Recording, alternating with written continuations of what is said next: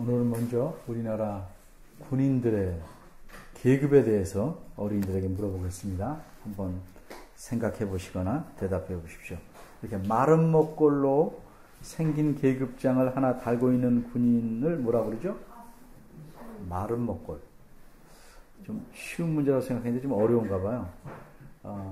제가 알기로는 소위라고 합니다. 소위. 예. 그러면 무궁화처럼 둥근 걸 계급장을 하나 달고 있는 군인은 뭐라고 부릅니까? 소령입니다. 어른한테 알맞은 질문이 되어버렸네요. 조금만 더 물어볼게요. 별을 하나 달고 있는 군인의 계급은 무엇입니까? 별 단 사람은 다 장군인데, 별 하나. 소장은 2개고, 준장입니다. 준장. 오늘 실패했어요. 그럼 별을, 이건 맞힐 것 같아요. 별을 4개 달고 있는 군인의 계급은 뭡니까? 대장. 대장입니다. 대장. 대박입니다. 자, 이제는 예수님께서 살고 계시던 그 시기에 로마 군대의 계급에 대해서 물어볼게요. 군인마다 다 계급이 있는 겁니다. 그런데 로마 군대는 우리나라 군대와는 계급의 이름이 다릅니다. 아마 우리나라의 소령쯤에 해당하는 계급을 백부장이라고 하는데, 왜 백부장이라고 하냐면 그 아래 부하가 약 100명쯤 있기 때문입니다. 그러면 우리나라 준장, 별 하나쯤에 해당하는 계급의 이름은 무엇입니까? 그 사람 밑에는 부하가 약 1000명쯤 있었습니다. 뭐겠죠? 그렇죠. 천부장입니다. 천부장. 그러면 대장에 해당하는 로마 군대의 계급은 무엇이었겠습니까? 대장. 총독입니다. 총독. 그러니까 총독 아래는 약 2500에서 5000명 정도의 부하 군인이 있었다고 합니다. 오늘 본문에는 중요한 인물 2사람이 나옵니다. 한 사람은 예수님이시고 다른 한 사람은 총독입니다. 이 총독의 이름은 13절에서 알 수 있듯이 빌라도라는 사람입니다. 이 총독은 로마의 군인입니다. 예수님께서 사시던 나라 유다는 로마라는 큰 나라에 억눌려서 살았습니다. 로마는 총독과 그의 군대를 보내서 유다를 다스렸습니다. 빌라도는 유다 백성들이 특별히 싫어하는 총독이었습니다. 왜냐하면 그는 매우 잔인하였기 때문입니다. 예를 들면 빌라도는 약 40km쯤 떨어진 셈에서 예루살렘 성까지 물을 끌어오려고 수도관을 설치할 계획을 했습니다. 그리고 거기에 필요한 돈을 성전의 금고에서 갖다 쓰려고 했습니다. 그러자 성전의 금고에 있는 돈은 하나님께 바친 돈이기 때문에 갖다 쓸 수 없다고, 그러니 그 계획을 취소하라고 수많은 유다 백성들이 반대 시위를 했습니다. 그러나 빌라도는 군대를 보내서 무자비하게 유대 백성들을 많이 죽였습니다. 누가복음 13장 1절 117쪽에 보면 빌라도가 어떤 갈릴 지방 출신인 유다 백성이 성전에서 제사를 드리고 있는데 그들을 죽여서 사람들의 피가 제물들의 피와 뒤섞이는 일이 있었습니다. 빌라도가 한 일입니다. 이렇게 악랄한 총독인 빌라도는 세례 요한과 예수님 시대에 유다 나라를 약 10년간 통치한 인물입니다. 그래서 이 총독 앞에 예수님께서 나와 섰습니다. 예수님께서 빌라도 앞에 자발적으로 나와 서신 것이 아닙니다. 끌려왔습니다. 오늘 본문 27장 2절에 보면 묶인 채로 빌라도 앞에 끌려오셨습니다. 빌라도에게 재판을 받기 위해서 오신 겁니다. 예수님은 이미 몹시 지쳐 있었습니다. 왜냐하면 밤새 신문을 받으며 모욕을 당하고 얻어맞기까지 하셨기 때문입니다.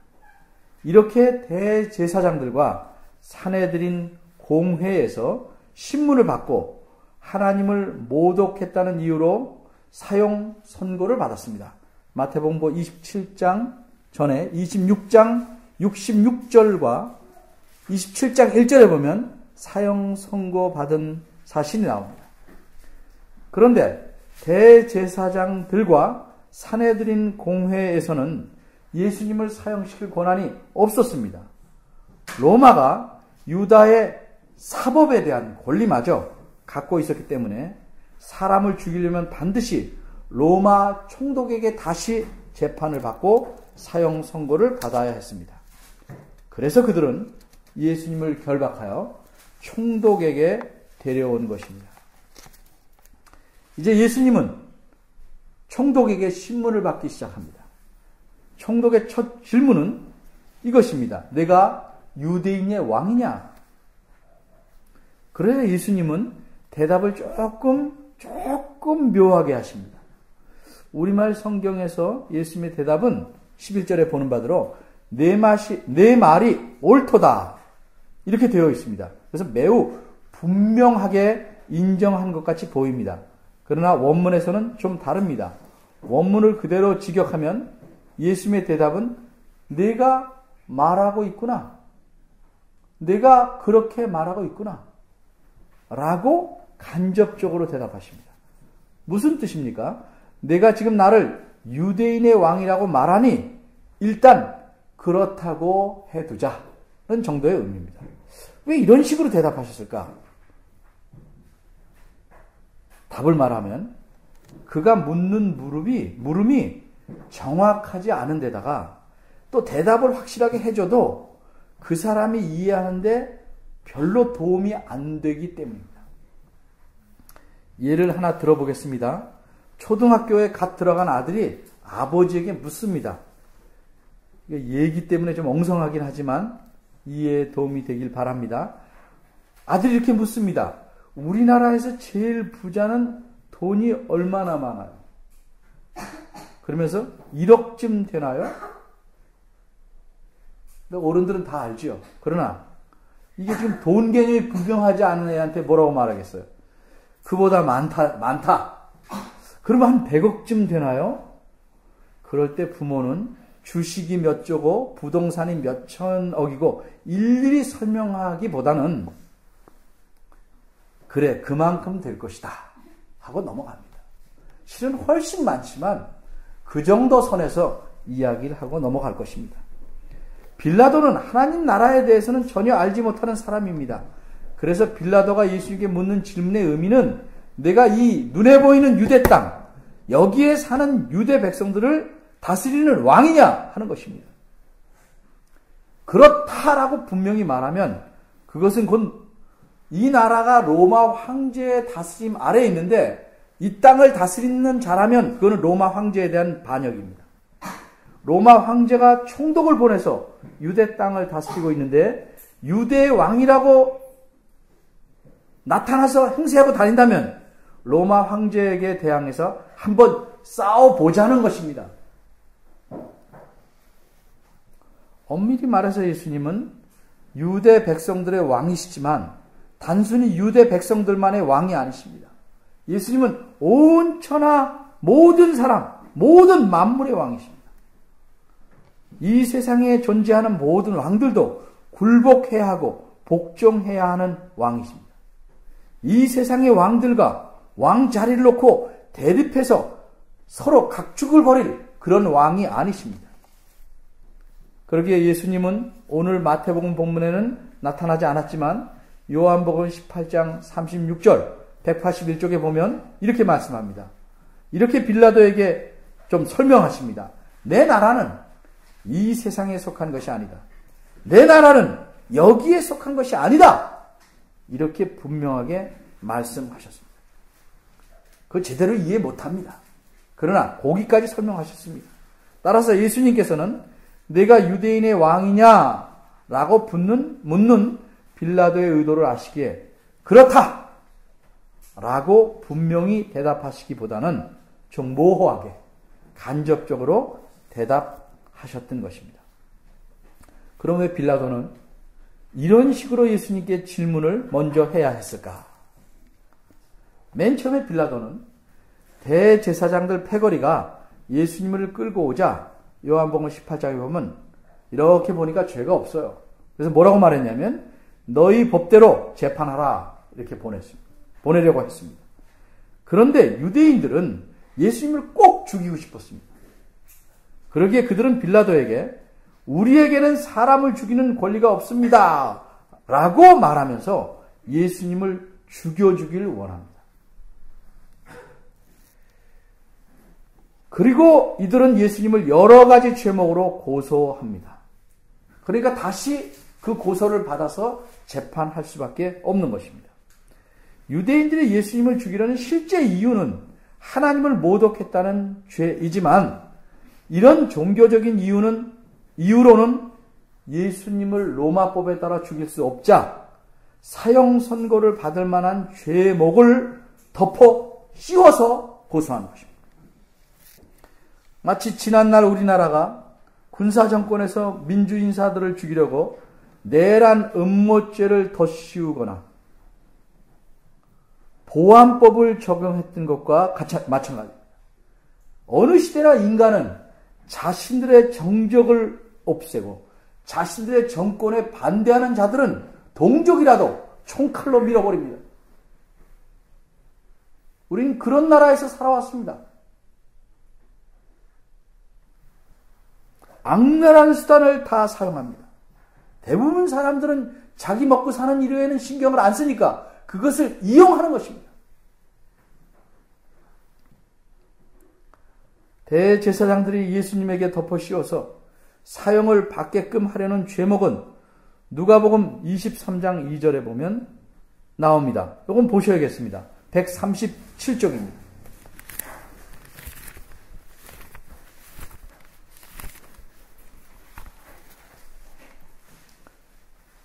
누가복음 23장 2절에 보면 크게 세 가지가 나옵니다. 첫째는 백성을 미혹하고 선동한다는 죄입니다. 둘째는 로마 황제에게 세금을 바치지 말라 이렇게 말하면서 막는다는 겁니다. 셋째는 자기 스스로 왕이라고 한다는 겁니다. 이 세 가지를 묶으면 로마에 대해서 반역을 하는 자니까 반드시 죽어야 한다는 주장입니다.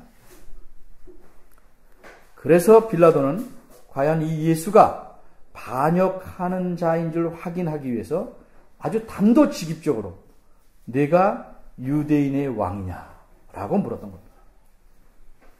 그러기에 만일 우리말 성경에서처럼 우리 본문에서처럼 예수님이 분명하게 내 말이 옳도다라고 대답했고 빌라도도 그렇게 알아들었다면 빌라도는 예수님을 처형해야만 합니다. 그런데 예수님은 사실상 모호하게 대답했습니다. 비겁한 게 아니고 그가 말하는 의도를 알고 좀 자기의 비록 이해는 덜하지만 자기의 의도에 맞게 말씀하셨습니다. 그리고 설명을 하셨습니다. 그래서 빌라도는 어쨌든 예수님은 유대인들이 고소한 죄로는 사형시킬 수 없다. 그 점에 관해서는 무죄다라고 인정할 수밖에 없었습니다. 그래서 빌라도는 어떻게 합니까? 예수님을 놓아주려고 합니다. 18절에 있는 대로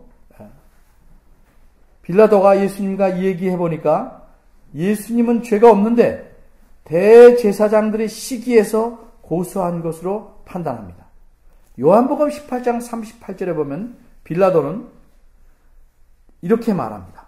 다시 유대인들에게 나가서 이르되 나는 그에게서 아무 죄도 찾지 못하노라. 아주 분명하게 말합니다. 19장 6절에서도 요한복음 아무 죄도 없는 자를 왜 십자가에 못 박으라고 하느냐라고 분명하게 말합니다. 이렇게 두 번씩이나 무죄하다고 분명히 빌라도는 밝힙니다. 이렇게 빌라도 나름대로는 예수님의 무죄를 확신하기에 놓아주려고 하는데 죄가 없는 예수님 자신은 스스로 자신을 위해서 아무런 변호를 하지 않습니다. 오늘 본문 12절에 있는 대로 제사장들과 장로들이 여러 죄목으로 고소하는데도 예수님은 아무런 말씀도 하지 않으십니다. 그러자 빌라도가 더 답답한 듯이 예수님께 묻습니다. 13절입니다. 저희가 너에 대해서 수많은 말로 고소하는 걸 듣지 못하냐? 그런데 어째서 한마디 대꾸나 변호도 없이 가만히 있느냐? 답답하다! 이 말입니다. 14절을 보겠습니다. 그런데도 예수님은 대답지 않으십니다. 한마디도 대답지 않으셨습니다. 예수님의 이런 태도는 총독 빌라도를 심히 기이하게 여기도록 만들었습니다. 기이하게 여기다, 괴상한 사람이다, 이렇게 봤다는 게 아니고 심히 놀랐다. 이런 사람이 있을 수 있는 거예요. 빌라도는 수많은 경험을 통해서 또 우리도 듣고 아는 바에 따라서 억울한 고소를 당하면 사람은 자신의 결백을 주장합니다. 당당하게 자신의 무죄를 주장하고 그 주장을 들어주길 바랍니다. 말할 수 있는 기회가 없어서 그렇지 기회만 주어준다면 목이 쉬도록, 그래서 말이 안 나올 지경이 될지라도 자신의 억울함과 무죄함을 이야기하고 주장하는 것이 사람의 아주 일반적인, 누구나 행할 수 있는 일입니다. 이게 아주 일반적인 사람들의 태도입니다. 그런데 예수님은 전혀 그러지 않았습니다. 빌라도 입장에서 보면 이런 사람은 평생 처음 봅니다. 말하라고 권해도 아예 입을 봉했습니다. 짐짓 벙어리가 된 듯 한마디도 말씀하지 않으십니다. 오늘 본문에서는 예수님께서 자신이 왕이심을 간접적으로 인정하신 후로는 침묵을 지키셨다 하는 사실을 강조합니다.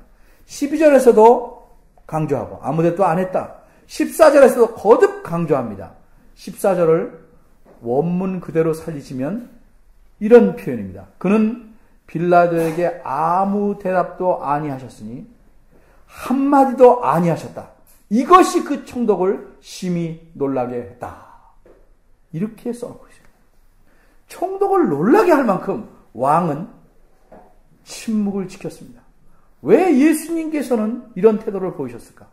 그들이 고소하는 말들이 말 같지도 않고, 그래서 예수님은 아유, 말해봤자 상대가 안 된다 라고 생각해서 말하지 않으셨을까? 사실 거짓으로 모함하는 줄 알면 말하기도 싫을 수 있습니다. 그런데 생명이 달려있는 문제입니다.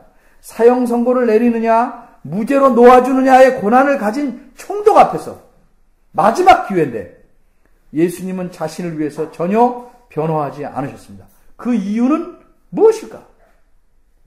스스로 자신이 왕이심을 아는 예수님께서 침묵하신 이유는 무엇이었을까? 그것은 한마디로 죽기로, 스스로 죽기로 작정하셨기 때문입니다. 십자가에서 죽기로 작정하셨기 때문입니다. 그럼 좀 생각해 봅시다.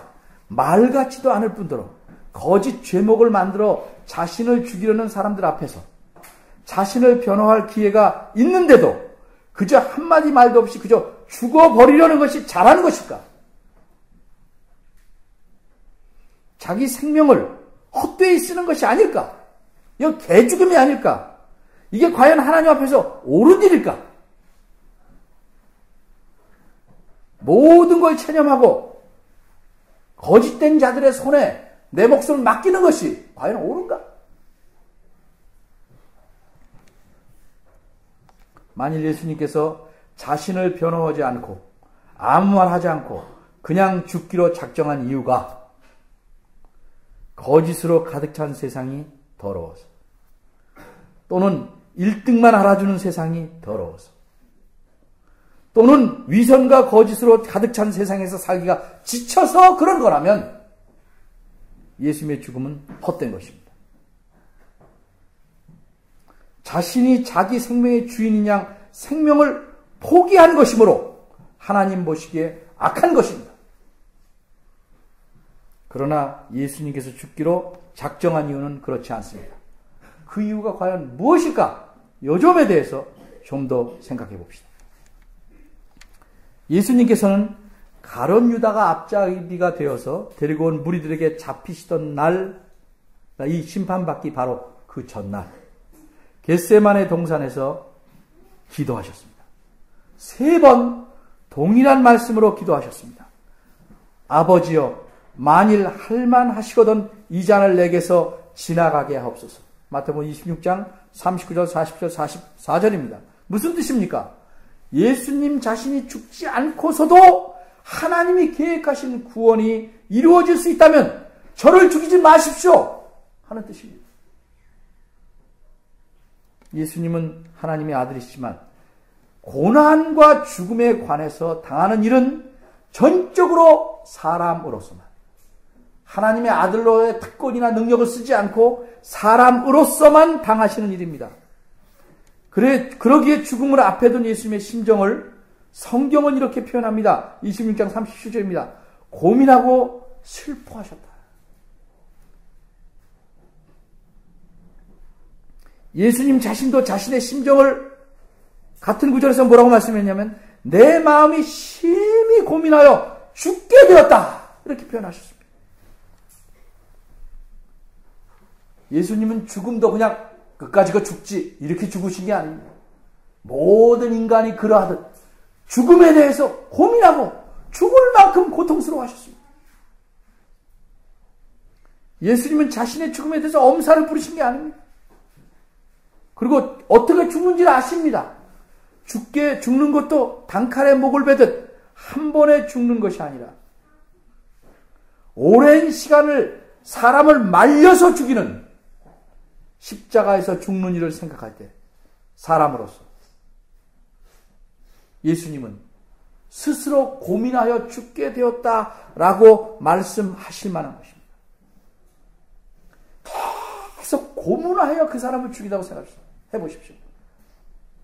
말려 죽인다고 생각해 보십시오.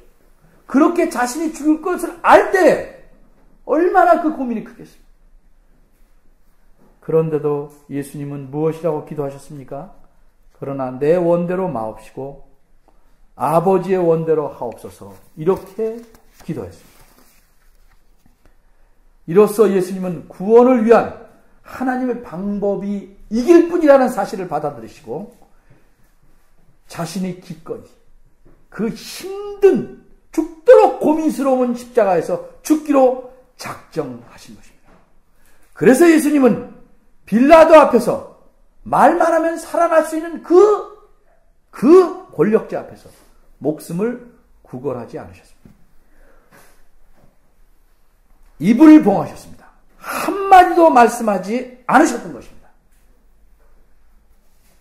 여기서 하나 더 생각할 것은 혹시 예수님께서 빌라도 앞에서 아무 말도 아니하시는 대신에 당당하게 난 죽으려고 이미 작정했으니 죽여달라! 이렇게 용감하게 적극적으로 말씀하시면 어땠을까? 그저 소극적으로 말을 전혀 안 하시는 소극적인 방법을 왜 택하셨을까? 혹시 그렇게 하면 또 어떻게 해서라도 살아날 수 있지 않을까라고 생각하셨을까? 그렇지 않고 오히려 소극적인 방법을 택하는 적극적인 일을 하시는 겁니다. 뭐라도 소리 질러서 자기의 뭐를 드러내지 않고 그저 말을 하지 않음으로써 그것까지도 말하지 않는 적극적인 방법을 택하신 겁니다. 왜 그랬을까? 예수님께서는 모든 일에 철저하게 하나님의 뜻에 따르고자 하셨기 때문입니다. 하나님께서는 예수님께서 십자가에 달려 죽으셔야 한다는 일뿐만 아니라 그 과정에 이를 때까지 어떻게 예수님이 고난을 받아들여야 할지를 미리 성경에서 말씀해 놓으셨기 때문입니다. 그러기에 예수님은 당당하게 죽겠다라고 말할 수도 있지만 이미 말씀해 놓으신 하나님의 뜻대로 그분의 원대로 기꺼이 적극적으로 소극적인 방법을 택하신 겁니다. 하나님께서는 무엇이라 성경에 말씀해 놓으셨습니까? 구약성경 이사야 53장은 그 전체가 예수 그리스도에 대한 예언입니다. 그 가운데서 7절 1034쪽으로 가보겠습니다. 이사야 53장 7절 1034쪽입니다. 제 성경으로.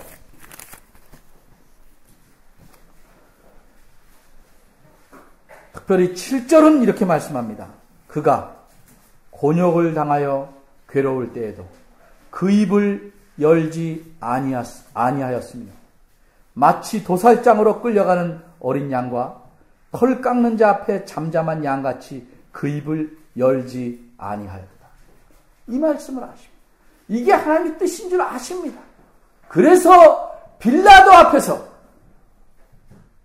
그는 입을 봉하신 겁니다. 그럼 어째서 하나님은 예수 그리스도를 잠잠한 어린 양처럼 입을 열지 아니하게 하시고 그를 십자가에 달려 죽게 하셨을까? 8절은 이사야 53장 8절은 이렇게 말씀합니다. 그가 곤욕과 신문을 당하고 끌려갔으니 그 세대 중에 누가 생각하기를 그가 산자의 땅에서 끊어지면 즉 죽음은 마땅히 형벌받을 내 백성의 허물 때문이라고 생각했으리요.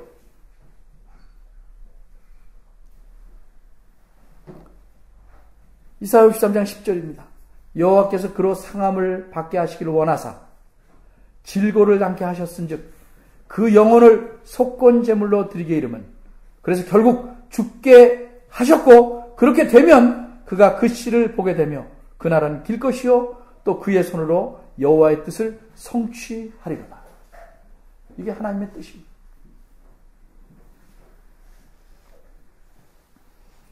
이처럼 예수 그리스도께서 입을 열지 않으셨기 때문에 우리가 그분 안에서 하나님과 화목하게 된 것입니다.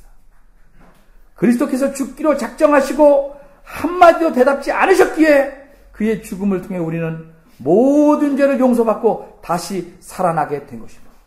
하나님의 자녀가 된 것입니다. 이렇게 우리는 예수 그리스도의 죽음과 맞바꿔서 생명을 얻은 자들입니다. 이처럼 예수 그리스도는 우리에게 새 생명을 주심으로써 우리의 왕이 되셨습니다. 그리고 왕으로서 이제는 우리에게 봉했던 입을 열어 이렇게 말씀하십니다. 나는 네게 내 생명을 주었는데 너는 나를 위해 무엇을 주느냐? 나는 너를 위해 쉬지 않고 기도하는데 너는 무엇을 위해 기도하느냐? 나는 왕일지라도 너를 섬겼거늘 너는 아직도 섬김을 받으려 하느냐? 나를 따라오려거든 내 십자가를 지라 하였거늘 너는 무엇을 지고 살아가고 있느냐? 이런 왕의 물음에 무엇이라고 우리가 대답해야 될지 각자가 신중히 생각해 보시기 바랍니다. 기도하겠습니다. 우리 위에 그 고통스러운 죽음을 달게 받으셨던 예수님. 예수님을 십자가에 죽이심으로 우리들에 대한 자신의 사랑을 확증해 주신 하나님. 또 이런 하나님과 예수님의 구원의 계획을 믿고 받아들이게 우리 안에서 역사하시는 성령 하나님. 삼위일체 하나님께 감사를 드립니다. 죄 속에 죽어서 아무것도 모르는 저희들을 영혼의 눈을 열어 진리를 보게 하시고 그 진리를 하나님의 은혜로 받아들이게 하시고 믿게 하셨나이다. 그런데 저희들의 삶은 기대에 훨씬 밑돈 것으로 저희들도 스스로 생각해 볼 때 그렇습니다. 주께서 베푸신 은혜를 잊지 않게 하시고 우리에게 우리를 향하여 말씀하시고 우리를 바라보시는 우리 주님 온 세상의 왕 앞에서 우리의 삶을 회개할 자답게 매일매일 성실하게 살아가도록 도와주시옵소서. 저희들의 힘으로 못함을 주님이 잘 아십니다. 그런데 저희들은 정작 모릅니다. 깨우쳐 주시고 주님 안에서 주를 의지하며 살아가도록 이끌어 주옵소서. 우리를 구원하신 예수님의 이름으로 기도합니다. 아멘.